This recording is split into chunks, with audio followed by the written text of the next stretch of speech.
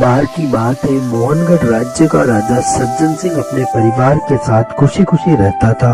उसके दो बेटे सायर और नीर थे। सभी खुशी खुशी रहते थे, लेकिन एक दिन अचानक रानी साहिबा को दिल का दौरा पड़ गया और रानी का निधन हो गया। सभी लोग अत्यंत दुखी हुए, पर सायर और नीर पर तो मानो दुखों का पहाड़ ही टूट पड़ा। सायर और नीर अपनी माँ से बहुत प्रेम करते थे। उनका निधन उनके लिए एक सदमा था। दोनों भाई जंगल में अपने पिता के साथ घूमने जाते थे और अपने गम को भुलाने का प्रयास करते थे। अपने मंत्रियों की सलाह पर राजा ने दूसरी शादी कर ली। सुमन राजा की नई रानी थी।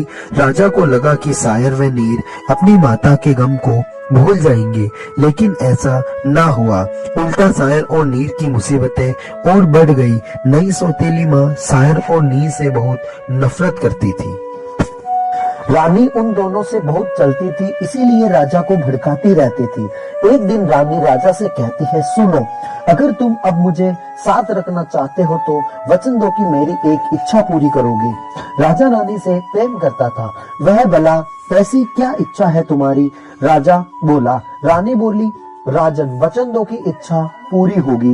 राजा बोला, मैं तुम्हें वचन देता हूँ कि तुम्हारी इच्छा पूरी की जाएगी। तभी रानी बोली, ठीक है, मेरी इच्छा ये है कि उन दोनों मुसीबतों के घर सायर और नीर को देश निकाला दे दिया जाए और इसे उन दोनों को इस राज्य से निष्कासित कर दिया जाए। राजा ये सुनकर बोला, रानी, तुम ये क्या बोल रही हो?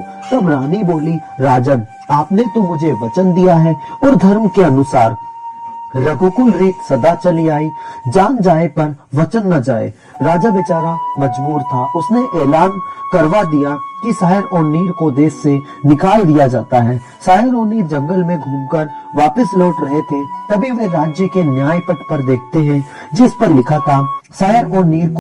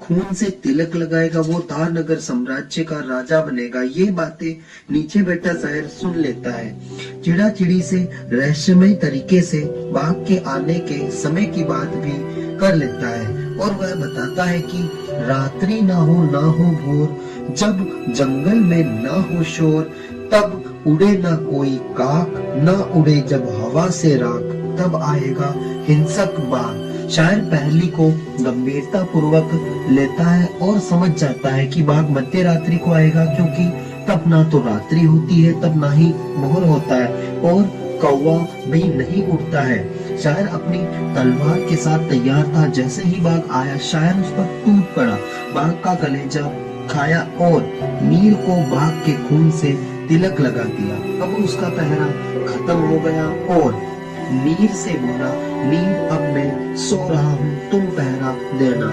नीर बोला, ठीक है भैया।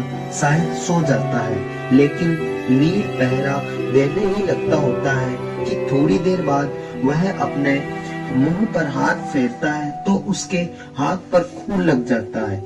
उसके मन में शंका आई कि उसके भाई ने उसे शायद हो सकता है मारने का प्रयास किया हो, क्योंकि उसके सिर पर खून कहां से आया। उसने शायर को गलत समझकर वहीं छोड़ दिया और अकेला ही जंगल में आगे बढ़ने लगा।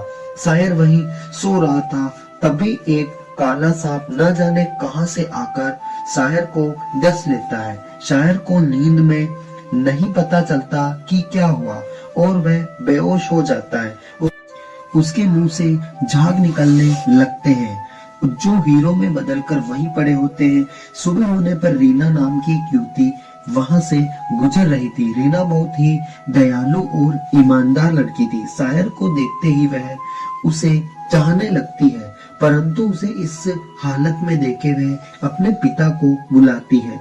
उसके पिता वेद थे, इसीलिए उन्होंने सांप के जहर को निकाल दिया। रीना ने अपने मन की बात पिताजी को बता दी, इसीलिए उसके पिताजी शायर के होश में आते ही बोला, अरे कुमार, तुम तो किसी राजकुमार से कम नहीं हो, तुम कौन हो? तब शायर बोला, आप मेरे पिता समान लगते हैं, कृपया मुझे बताइए क्या हुआ था? तब वह बोला कि तुम्हें एक सांप ने काट लिया था, तुम बेहोश हो गए थे। तब शायर बोला, धन्यवाद आपका, मैं आपका एहसान जिंदगी भर नहीं भूलूंगा, बताओ मैं आपकी क्या मदद कर सकता हूँ? तब वह बोला, बेटा मेरी एक इच्छा है जो तुम पूरी कर सकते हो। शायर बोला, आपको मैं वचन देता हूँ, आपकी इच्छा मैं पूरी करूंगा। वृद्ध आदमी कहता है कि तुम मेरी बेटी से शादी कर लो, यही मेरी इच्छा है। शायर बोला, अगर आपकी इच्छा यही है तो मैं इसे पूरी जरूर करूंगा, लेकिन मैं एक गरीब घर से निष्कासित हूँ। तभी रीना बोल पड़ी, इससे मुझे कोई दिक्कत नहीं है। शायर को भी रीना पसंद आ जाती है। वचन के कारण वह उससे शादी कर लेता है और हीरे थूकने की सारी घटना उसे समझा देता है। उधर नीर जंगल में शायर को छोड़कर आगे जाते जाते धारनगर साम्राज्य में पहुंच जाता है।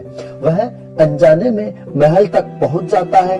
वहां राजा की मृत्यु के कारण नए राजा के चुनाव के लिए कसमकस चल रहा था। वह एक माला फेंकते थे और विचार रखते थे कि ये जिसके गले में जाकर गिरेगी वही धारनगर साम्राज्य का राजा बनेगा। वह माला फेंकते हैं और माला सीधा नीर के गले में आ जाती है। ऐसा बार बार करने पर भी माला नीर को ही चुनती है और नीर को धारनगर साम्राज्य का राजा बना देते हैं। शायर के थूकने की, हीरे निकलने की खबर भी जब नगर में फैल जाती है, शायर जानता था कि धारनगर साम्राज्य का राजा उसका भाई है। एक दिन नीर को सपना आता है जिसमें उसे वह सभी घटना दिखाई देती है और पता चलता है कि उसके भाई ने कैसे त्याग करते हुए राज्य का राजा बनने का लालच ना रखते हुए उसे तिलक किया। अगले दिन नीर अपने भाई को खोजने के लिए सैनिकों को कहता है। सैनिक उसके भाई को ले आते हैं। शायर को देखकर नीर रो पड़ता है और बोला, भैया मुझे माफ कर दो, मैंने आपको गलत समझा। शायर बोला, अरे छोटे मत रो, कोई बात नहीं, इस तरह नहीं रोते। अब दोनों भाई शायर और नीर खुशी खुशी रहने लगते हैं और दोनों धारनगर साम्राज्य के राजा बन जाते हैं।